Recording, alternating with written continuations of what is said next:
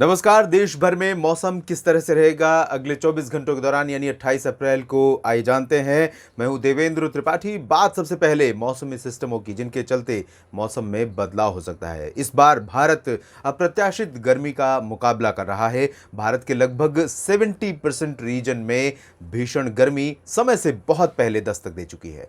उत्तर भारत के बीच में एक WD आने वाला है 28 अप्रैल को, और उसके कारण वेस्टर्न हिमालयन रीजन पर यानी उत्तर भारत का जो पर्वतीय हिस्सा है, इन भागों में कई जगहों पर मौसम बदल सकता है, बादल आ सकते हैं और बारिश भी हो सकती है। लेकिन प्लेन्स में ज़्यादा बदलाव नहीं होगा फिलहाल। और मैदानी इलाकों की अगर हम बात करें तो कोई सिस्टम अभी फिलहाल यहाँ पर सक्रिय रूप से नहीं है। इस बीच एक ट्रफ रेखा बनी हुई है मध्य भारत से लेकर तमिलनाडु के बीच में, और इसके कारण बंगाल की खाड़ी और अरब सागर की तरफ से भी मॉइस्चर का फ्लो लगातार सेंट्रल इंडिया और साउथ इंडिया के कुछ राज्यों पर पहुंच रहा है। इक्वेटर पर एक सर्कुलेशन बना हुआ है यहाँ पर, और इस सर्कुलेशन के कारण भी थोड़ा सा प्रभाव बादलों का बढ़ता हुआ नजर आएगा साउथ पेनिनसुलर रीजन पर। बांग्लादेश के ऊपर जो सर्कुलेशन है और बंगाल की खाड़ी से जो दक्षिण पश्चिमी हवाएं आ रही हैं, इन हवाओं का असर पूर्वोत्तर भारत के राज्यों पर रहेगा, जहां बादल काफ़ी घने बनेंगे। तो इन स्थितियों के बीच में किन राज्यों में बारिश होगी और कहां पर लू का प्रकोप लगातार बरकरार रहेगा, आइए जानते हैं। WD यानी वेस्टर्न हिमालयन रीजन पर पहुंचने वाला वो पश्चिमी विक्षोभ जो कैस्पियन सी और मेडिटेरेनियन सी की तरफ से उठता है, ईरान, अफगानिस्तान और पाकिस्तान को पार करने के बाद उत्तर भारत के पहाड़ों की तरफ आता है, और इसके चलते पर्वतीय इलाकों पर बर्फबारी और बारिश दोनों होती है। साल के पूरे महीनों में सर्दियों में बहुत ज़्यादा फ्रीक्वेंसी बढ़ जाती है WD की, और इसी वजह से सर्दियों में बारिश और स्नोफॉल की गतिविधियां भी बहुत अधिक होती हैं यहाँ पर। फिलहाल अगले 24 घंटों के दौरान यानी 28 अप्रैल को गिलगित बाल्तिस्तान, मुजफ्फराबाद, लद्दाख से लेकर हिमाचल प्रदेश और जम्मू कश्मीर, उत्तराखंड के कुछ इलाकों में लाइट रेन हो सकती है। कहीं कहीं पर मॉडरेट यानी मध्यम वर्षा की भी संभावना दिखाई दे रही है। हरियाणा, पंजाब और दिल्ली तथा राजस्थान, उत्तर प्रदेश के जो प्लेन्स के राज्य हैं, इन शहरों में, इन राज्यों के सभी शहरों में वैसे तो मौसम मुख्यतः साफ और शुष्क रहेगा, और पश्चिमी दिशा की हवाएं ही चलती रहेंगी, जो गर्म होंगी, शुष्क होंगी और काफ़ी स्पीड वाली हवाएं होंगी। और इन हवाओं के कारण यहाँ पर लू का प्रकोप बहुत ज़्यादा प्रचंड हो जाएगा, जिसमें मैं कह सकता हूँ कि लुधियाना, फरीदकोट, फजिल्का, श्री मुक्तसर साहिब से लेकर पटियाला का जो ये दक्षिणी हिस्सा पंजाब का है, साथ ही साथ हिसार, फतेहाबाद से लेकर महेंद्रगढ़, चरखी दादरी, झज्जर, रेवाड़ी, गुरुग्राम, पलवल, फरीदाबाद, नूह का ये जो दक्षिणी हिस्सा है, इन भागों में राष्ट्रीय राजधानी दिल्ली के क्षेत्र भी शामिल होंगे, प्रभावित होंगे।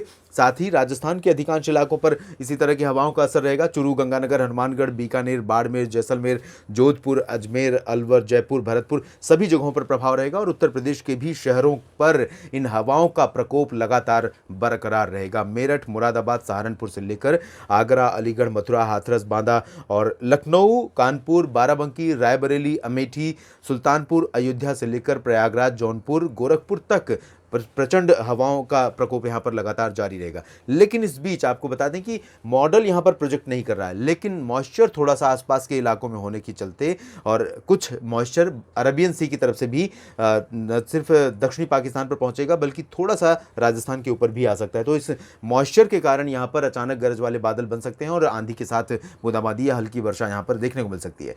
इधर बिहार, झारखंड और पश्चिम बंगाल के क्षेत्रों में लगातार शुष्क मौसम बना रहेगा। हालांकि यहाँ पर हवाओं का रुख थोड़ा बदलने वाला है।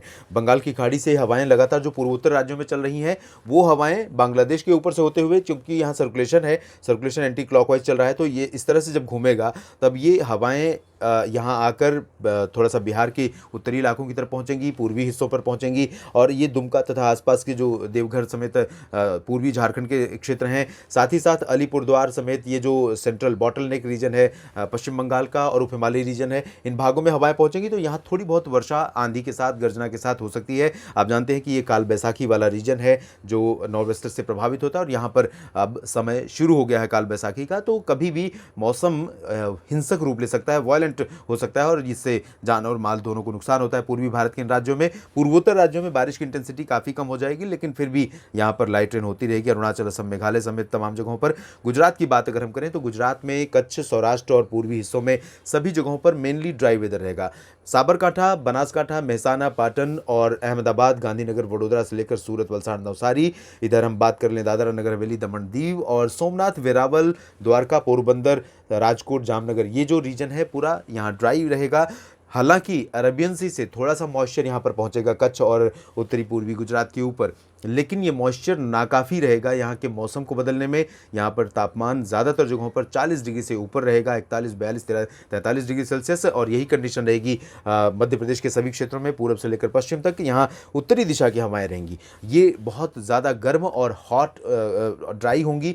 स्पीड भी बहुत ज़्यादा होगी, 20 से 25 किलोमीटर, और गस्टिंग स्पीड यहाँ पर 30 किलोमीटर प्रति घंटे तक हो सकती है। तो ये हवाएं काफ़ी हद तक यहाँ पर जनजीवन को अस्त व्यस्त कर सकती हैं। ग्वालियर से लेकर भोपाल, विदिशा, अशोकनगर, बैतूल, होशंगाबाद, छिंदवाड़ा और जबलपुर, मांडला, बालाघाट, डिंडोरी का ये जो दक्षिण पूर्वी रीजन है, उत्तरी रीजन है खजुराहो, सागर, सत्ता, पन्ना, टीकमगढ़ का, साथ ही साथ पश्चिमी रीजन है उज्जैन, इंदौर, धार, खरगोन, रतलाम, नीमच, मंदसौर का। इन सभी क्षेत्रों में भीषण गर्मी से निजात फिलहाल नहीं मिलेगी।